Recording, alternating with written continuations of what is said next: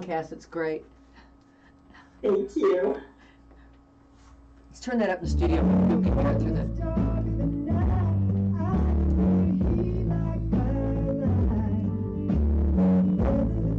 So for those of you that are on the video feeds, on the video feed, we're playing one of Cass's songs. It's called Phase of the Moon. We're going to turn that up so you can catch a little piece of it. So for those of you that are on the video feeds, on the radio feed, we're... Beautiful.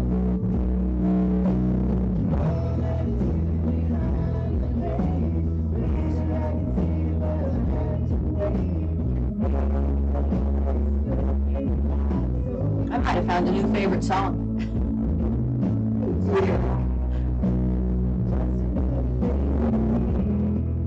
That's beautiful.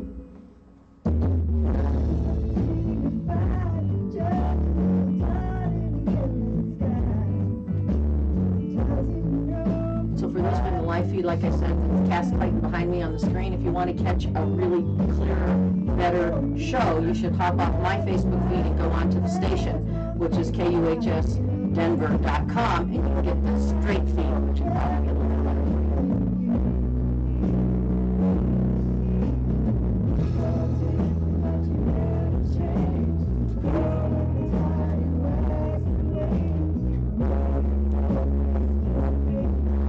Or else just put this by my speaker, then they can hear it. But my headset's on my phone.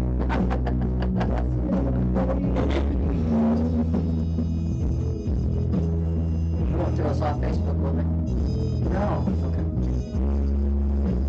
Sometimes when you play music, they throw you off. Well, this don't belong to nobody. Good wants this. Yeah, since we don't have rights to it.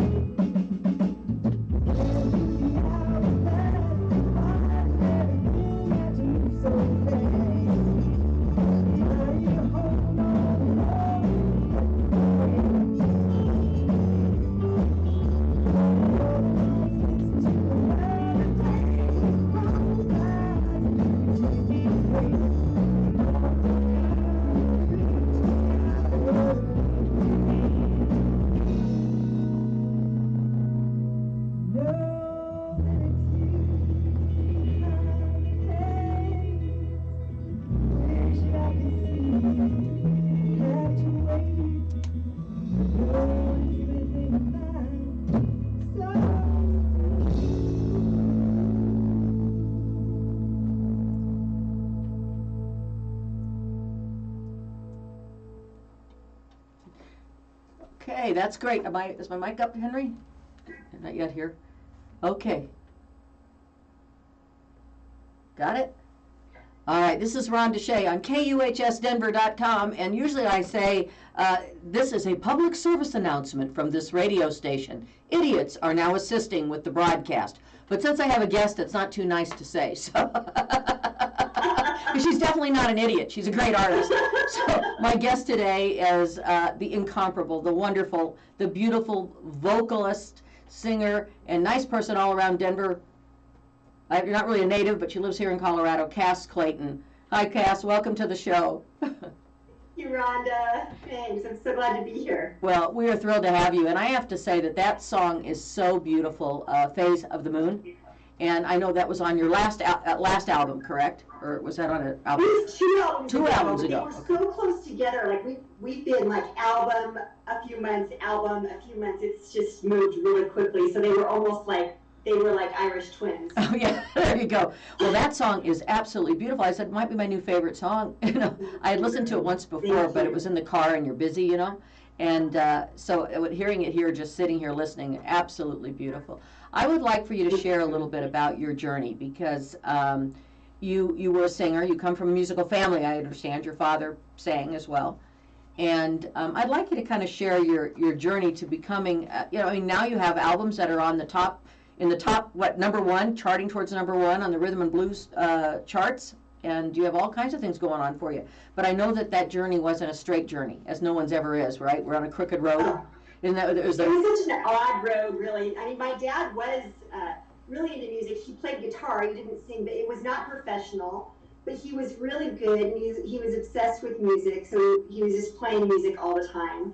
But he never knew I could sing until 6 years ago, nor did I really know that I could sing until 6 years ago. Wow. And it just all happened really quickly. I mean, I would always sing around my house, and, like everybody does. But, I mean, a friend asked me to audition for their band, like, just really out of the blue. They lost their vocalist, and he said, "Do you sing?" And I'm like, I don't even really know why he asked, but the rest is, now it's charted a whole different path.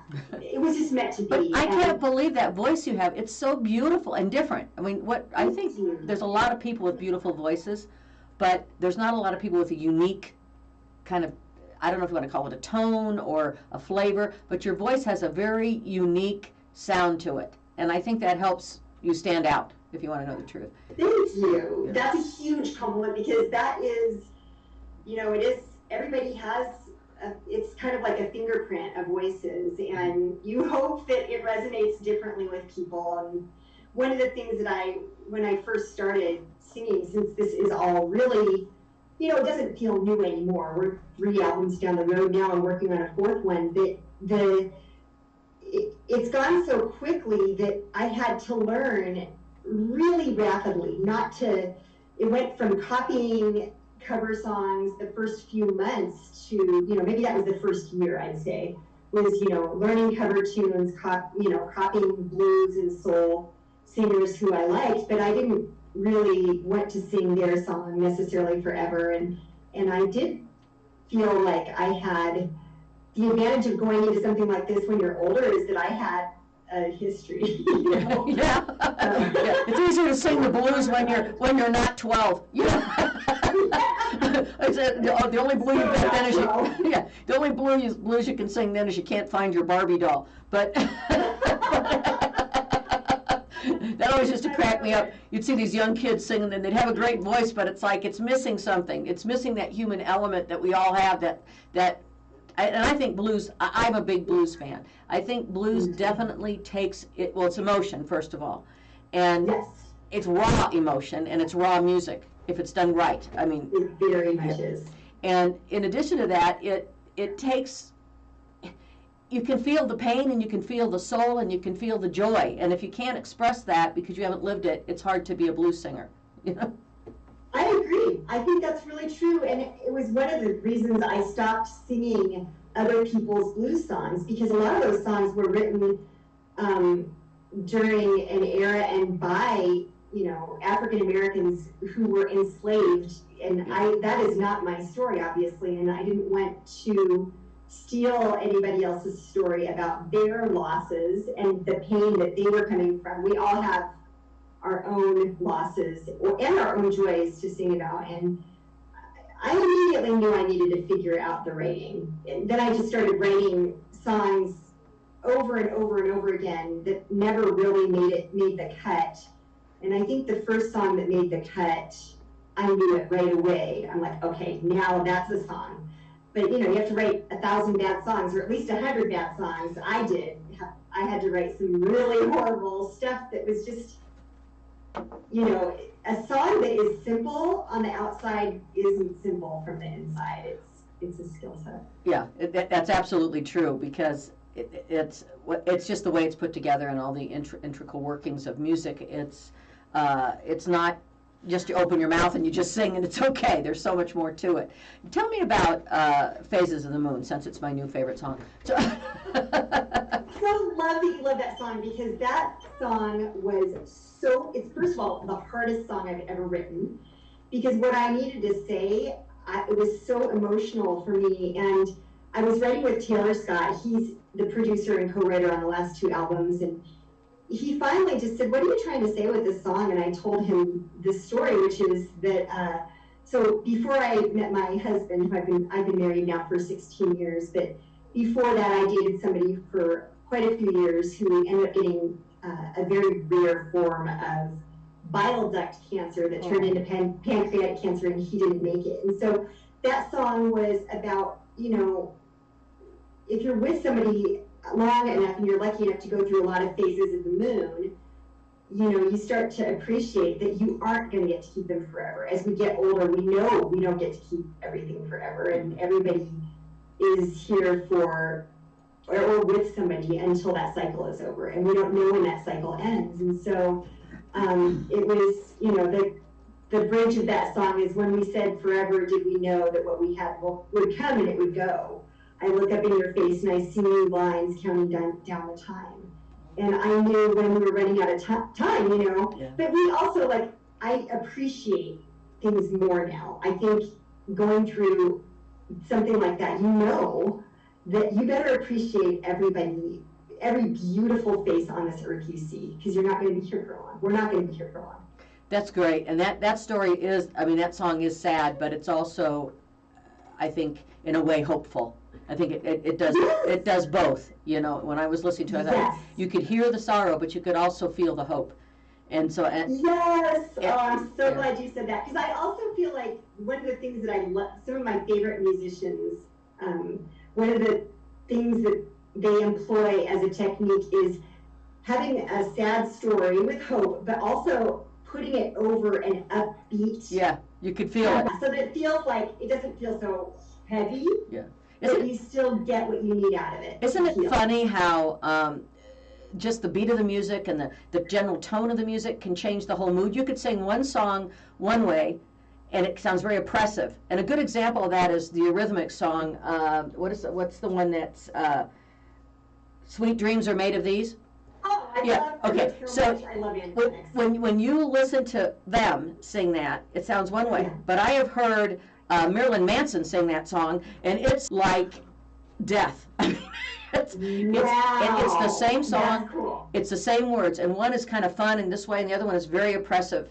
And that's what that reminds. You know, it's funny how just the music and the background and how they arrange it can make all the difference in the. It says as much about the song as the song does, typically.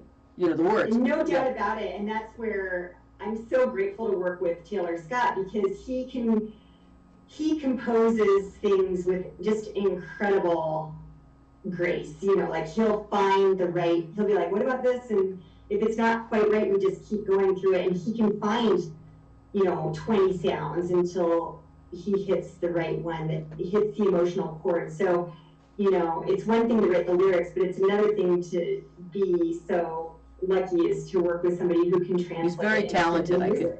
Very, very talented. One of the release party that you had for your deluxe album, which was Play Nice, right? The deluxe edition, which has a lot of extras on it. And one of the things that's touched me that you said, and it made me, it's the reason why I think some people make it and some people don't, because we have people who are extremely talented. You see them every day, and you're like, how come they're not famous? How come they didn't get a #1 record? How come? Well, I think there's a couple of things, and one of them, I think you accidentally, and you said it so innocently, and I don't think you even know it, but when you were talking about the organ track, that when they just kind of went off, and you said when you listened to it, it brought you started crying. Yes. And I turned to my husband and I said, his name is Patty, and I said, you know, Irish Patty. I said, Patty, I said, this is the difference between those that make it and those that don't. It's that passion. It's that down deep where the music is part of their soul versus just something they do. And when you said that, it was like, wow, music is part of your soul. Do you feel that way? Oh my God, yes. Thank you so much. I did not think of it.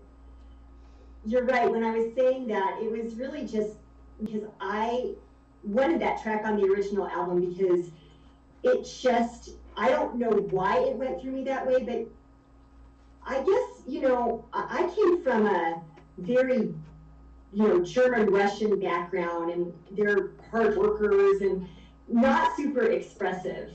So, and my dad was really, as I said, into music, and really were able to feel was through music, and it really is how I feel things sometimes. And there have been a lot of times where if I went through something that was really difficult, the only way I could initially cry about it was through the music, through somebody else's song that hit me, allowed me to start crying, and then the waterfall would just go. So music, I think, is just integral to who we are, and I do feel like, wow, like who would I be? I would be a wreck without music, I really would. Yeah, and I think those people that truly have that, I think many people appreciate it, like me, and feel music and can appreciate it, but I think those that really can perform it and sing it to where it touches others, somehow they're really sharing part of that soul with other people. And you can feel it. You can feel it in how they talk about music, how they sing. You can tell the difference. It's like somebody who took piano lessons for 20 years and they're very mechanical about it versus somebody that just sits down and plays it from their heart.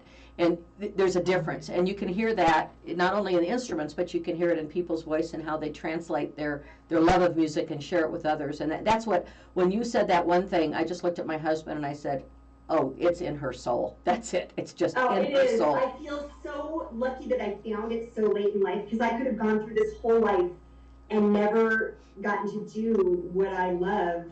And I think the reason I love it is that, you know, it allows me to connect with people in a very real way, to really feel things with people. Yeah. And be a friend through that music. Because music is soothing. It's one of the greatest gifts, I think, that God has given us, is music. I mean, I personally believe very much that we need art and we need music as much as we need the air we breathe. And it's unfortunate that we live in a culture that many times doesn't value that for what it does for us as a psycho, I don't know, like I would say maybe a psycho friendship or something that, you know, it's deep in our bodies. And it's joyous. It's fundamental to being human. And I've often thought, you know, you hear musicians a lot, especially in the last 10 years as things have changed over to just streaming. A lot of musicians who were around before streaming and actually made money at it, you know, they're really concerned and you know, really frankly kind of depressed about the pay of music. I didn't have that experience, but I do think that I think you can tell what a culture values by what they spend their money on. Oh, yes. And by what they tell their kids to do. And, you know, we don't see us raising philosophers anymore. We don't see people saying, God, I just really hope you grow up to be a musician, because we know it's going to be hard. But if it's your soul's expression to do, you will find a way to do it, and it still does matter. And if you have the gift and it's not your soul's expression, you can be, like, I have a daughter who's extremely, I mean, oh my God, she's talented in music. And it's a great gift for her that she shares, but she doesn't want to share it with the world. And so she's got to be the only parent in the world that's like, drop out of high school right now, you're great. And she's like, Mom, I want to get an education. And I'm like, what? She's like, she's in college now. Because I've heard your daughter, you played something for me, and she really, truly does have that. She may come full circle on it. Yeah. Well, and you know, that's up to her, and I'm very proud of whatever she chooses. But and she gets mad sometimes because I always wanted to sing, and it's not really because I want to do anything other than I like to hear it. It makes me feel good. But she's using all that creativity, being a chef and doing a number of other. I mean, she's, you know, I find that people in the arts, and I don't know if you're this way, but people that truly have a gift, they can write, they can sing, they can cook, they can. I mean, you give them a shop, you can give them a paper clip and a rubber band, they'll build a shopping mall. You know, it's like what? And she's one of those, you know. And I'm sure you're that way too. Oh, yeah. You know, that creativity runs through it. I think, you know, everybody has a lot of creativity in them, and they express it in different ways, but you are right. Before I found music, you know, you and I talked about, obviously, the cooking. I'm passionate about cooking because I love to eat, but I painted. I have paintings all over my house, terrible paintings, because I'm not a talented painter. But I was looking for that creative outlet in everything, gardening, everything. Yeah, and I'm creative myself. I don't have a voice, but I love music, and I play a little guitar, and I have a baby grand in my house, and my kids grew up with pianos, drum sets, guitars, banjos, ukuleles, trumpets. I mean, you name it, we just bought them every time we saw one, and just put them all over the house, and just said, let them do what they want with them. If they like them, great, and if they don't, they don't. Most of the time it was just us. We used to call ourselves the Van Crap Family Singers.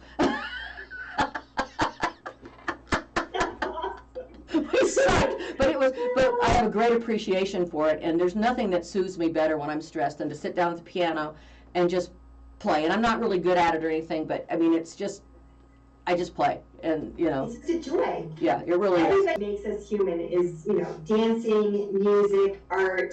I agree. Reflecting. Mm-hmm. Music comes out of silence. Art comes out of silence. Mm-hmm. And that's, I think, another reason our culture is maybe valuing it less, because we don't really give ourselves the time to reflect anymore. It's just go, go, go. Yeah. Which is maybe the only thing I love about this shutdown is the space that everybody has to hear themselves thinking again, and love that part of themselves. Everyone thought, because I'm a very outgoing person, everyone thought, oh, you're going to do, how the shutdown's going to make you crazy. And you want to know the truth? It didn't. My husband and I we get along, so we're enjoying ourselves. It's been years years, 30, we've been married 39 years almost, and it's been probably 30 that we've had time to just sit down and be with each other, without kids at home, and we both worked at home before, so that wasn't a big adjustment, and I only work part-time, but it was just, it's been a really good thing, and like I said, I've had time to pick the guitar back up, I've had time to play more, I've had time to, and like you said, when you have that creative influence, it's like I'm out doing photography, or I'm painting, or I'm fiddling up with some melody on the piano, or you have to do it, it's part of you, they have no control over it, Yes. It just comes out. Oh, I love to hear that, and I love that you guys get along, because I like being at home with my family. I'm kind of I don't know, I guess I'm kind of a homebody, but like you, super social too. So I thought, there have been a lot of times where I was kind of going bonkers, but at the same time, 90% of it was smooth sailing, because I liked that space. Yes, and I liked it more than I thought I would. It's been so long, literally, because having been in media in the early part of my career and then doing other things and out and all this stuff, you're just out all the time. And it was really, really good. And I think it's been good for our marriage to have time together to just kind of reconnect. And so I think we can find, now I will say that with the exception of if you've lost your job and you're worried about feeding your family, and let's talk about, let's slip into that a little bit, and then we're going to play another one of your songs.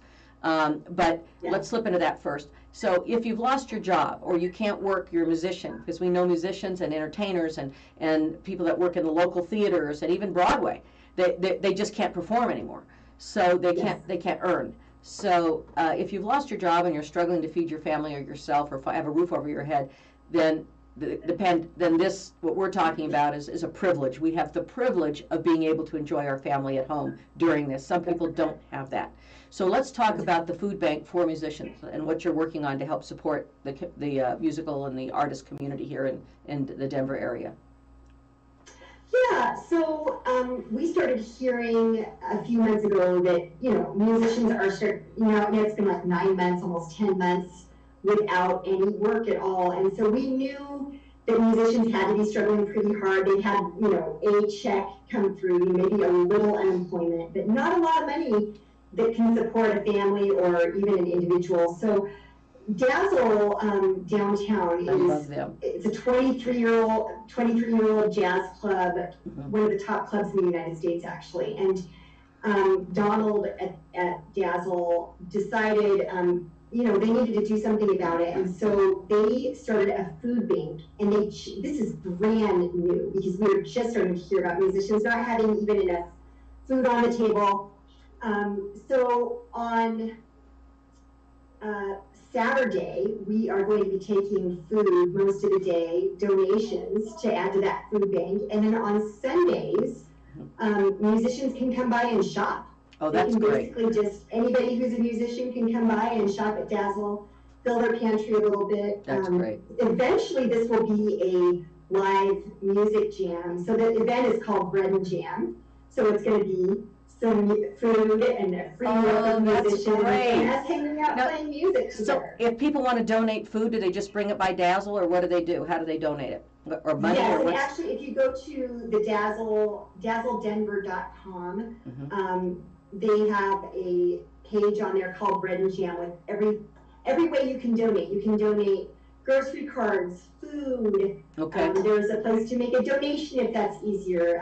Well, we're all grateful for anything people can give. I'm gonna either send you something or come down and bring something, because I know that's important. My daughter actually performed, the one performance she ever did was at Dazzle. She packed the place, and there was a woman that was playing as a guest pianist for the symphony who was there, and came up to her afterward and said, "I want your autograph. You're fabulous." And that was the first and only time she ever performed, because she got such bad stage fright she couldn't do it again.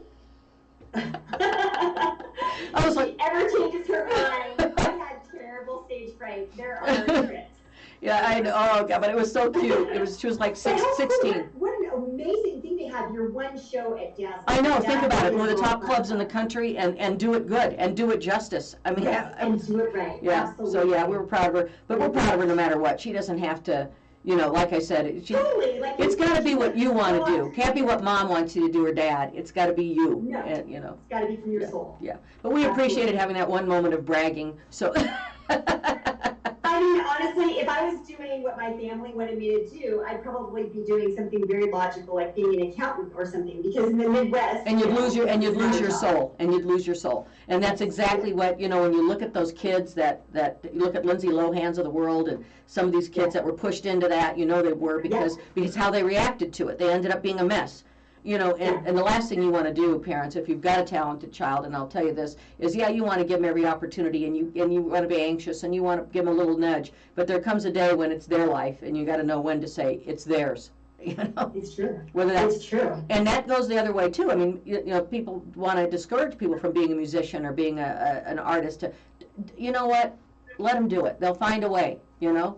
It's like that dream and that passion is like a river, and a river always finds a way. You know, you know. It always does. Yeah. You're so right, and I truly believe that there's not a person on this planet that didn't come in here with the full ability to heal their soul and to change the world single-handedly.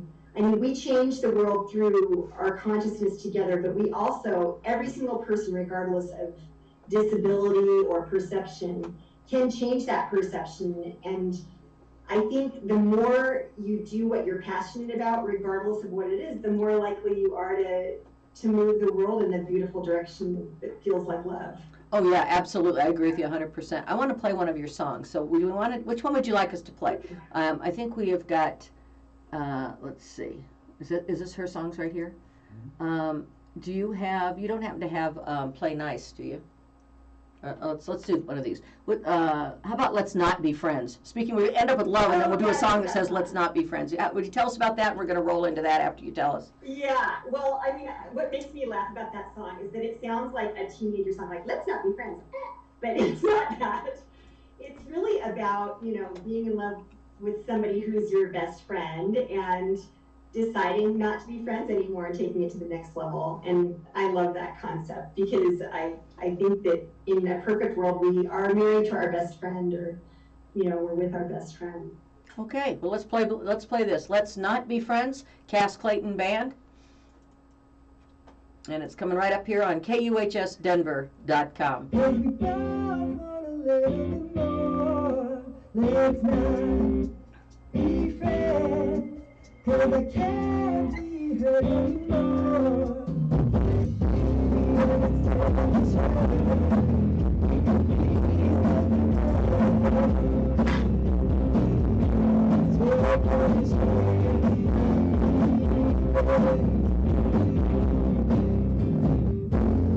Last 5 years, I've seen you burn time to.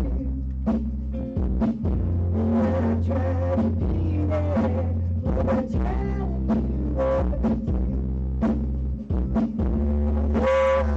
Take her back, right over here. We're all long enough. Let's ride it down.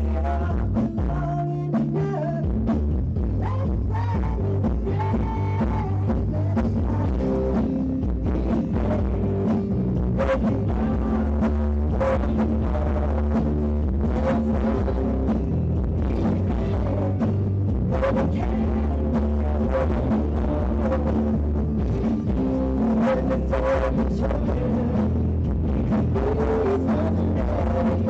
friends.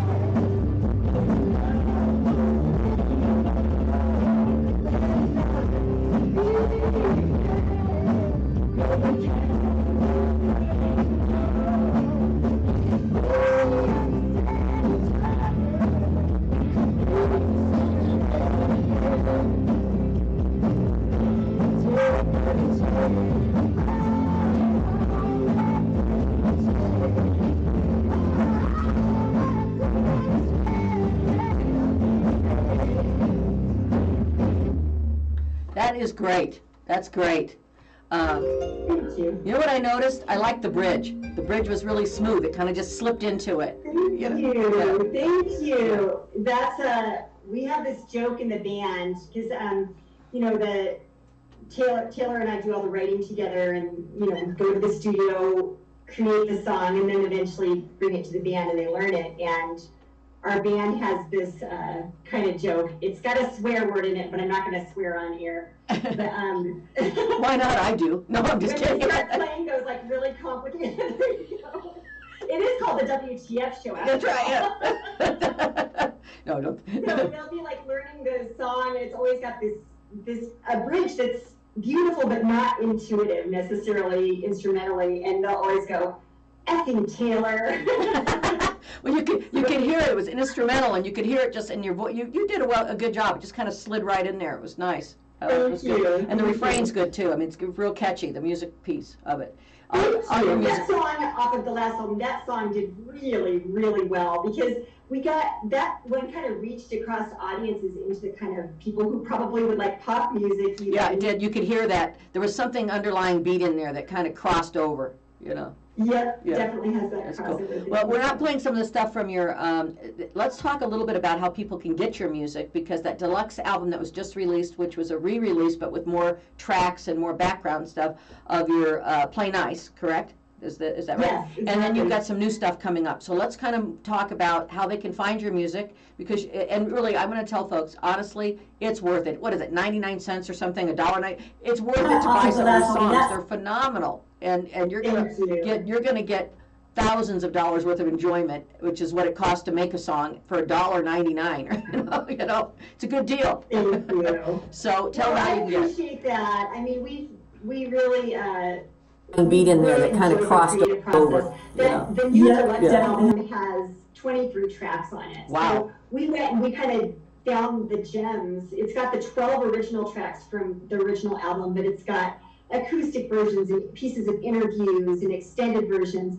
it's on our website, which is cassclayton.com. It's on Spotify, iTunes, anywhere you get your music, basically, it's there. Yeah. So It's wonderful. I got some of mine from iTunes. I know you gave me the I smaller use version. iTunes as well. When I was downloaded, I'm like, oh, that's good. Yay. I love it, and I think I can't go back and forth on which song. I think I like "Tattered and Torn." I love that song. Would you mind? God. Just you could share some of the lyrics, or you could tell us how you wrote it, because that is. I think that speaks to everybody. It's a really good song. Oh, well, I think, that song came out of a place of, realizing that the people I love talking with, we all have war wounds, I think you don't come through life without your battles that you've had to deal with internally and externally.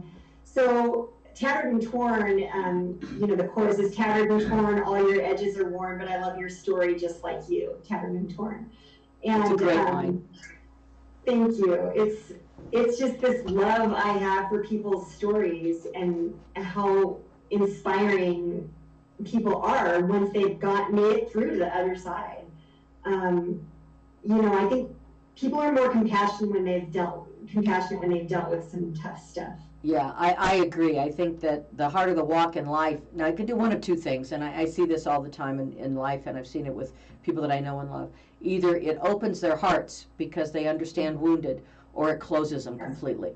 Yes. But so they're either really ugly or really beautiful. There's not too much in between when people have walked a tough walk. It's true. It's very true. I've actually contemplated that exact thing, Rhonda, because when somebody goes through horrible, difficult things, or, we've all been left by somebody who loves us. If you haven't, gosh, You haven't lived if you haven't been dumped. Yes, you haven't been dumped. You haven't lived. But being dumped, you're right.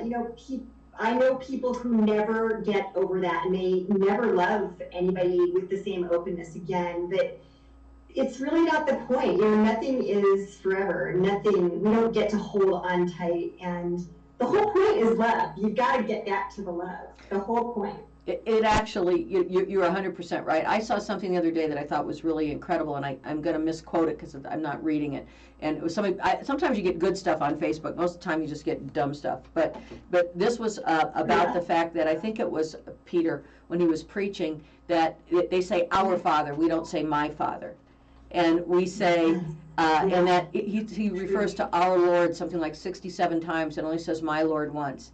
And nowhere in the Bible does it say anything about being a personal savior, by the way. It doesn't even say those words. Wow. And that's true. We rise together. We love together. And so really, his story is one of community. It's one of rising up and loving each other and worship together as well as in life together.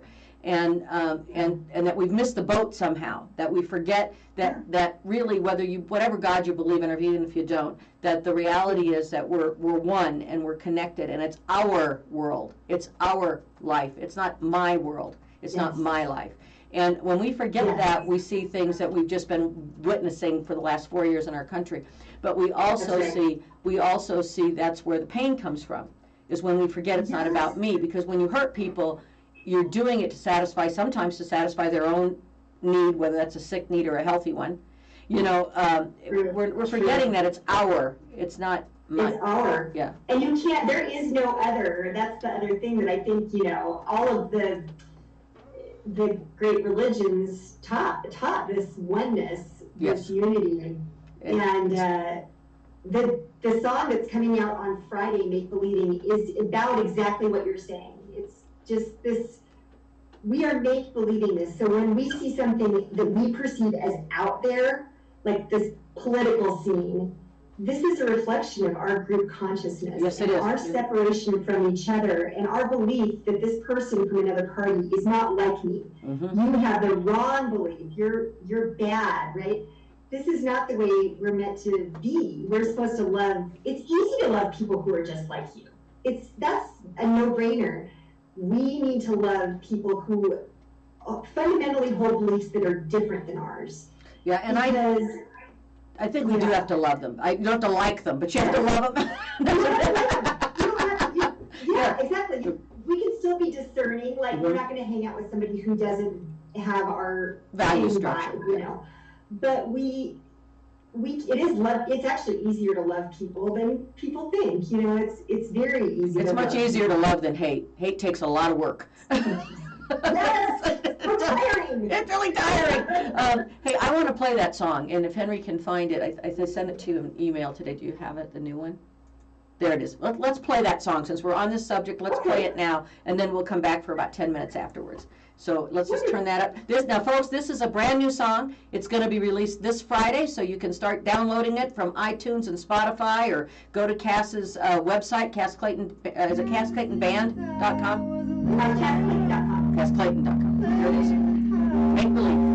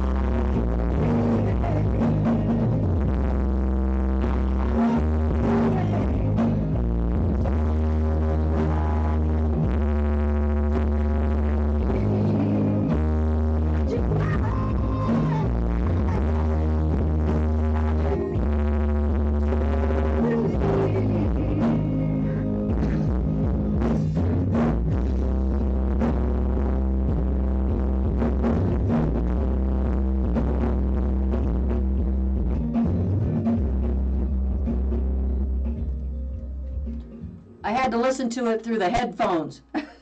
Yeah, Because I was like, oh, it's so beautiful. I had to put them back on. That's a great song. Make Believin', Cass Clayton. You can go to CassClayton.com. You can go to iTunes. You can go to Spotify and about a million other places to download her newest song or her album or all of her songs. And I will tell you that you won't be sorry. Fabulous music. That was beautiful. Absolutely beautiful. Thank you. And you could feel Thank you so much. You could feel the compassion in that song.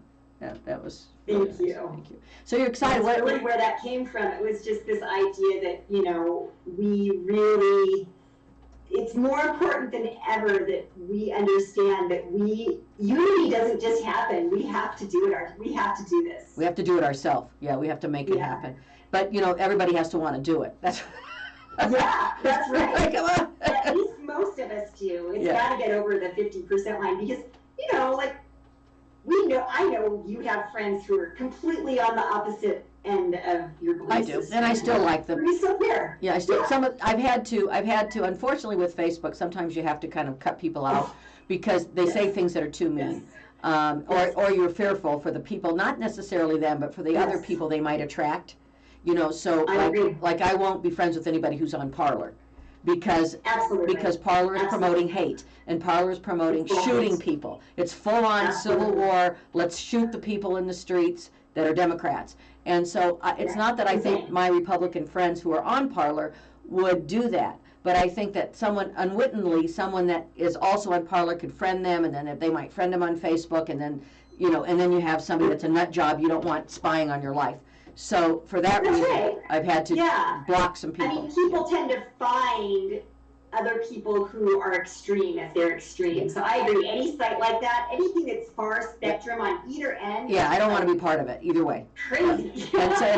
So unfortunately, I use my discerning taste. It's not that I don't love them or wouldn't see them in person. It's just I don't want that in my life, as intrusive as social media can be. I just don't want that extremism in my life.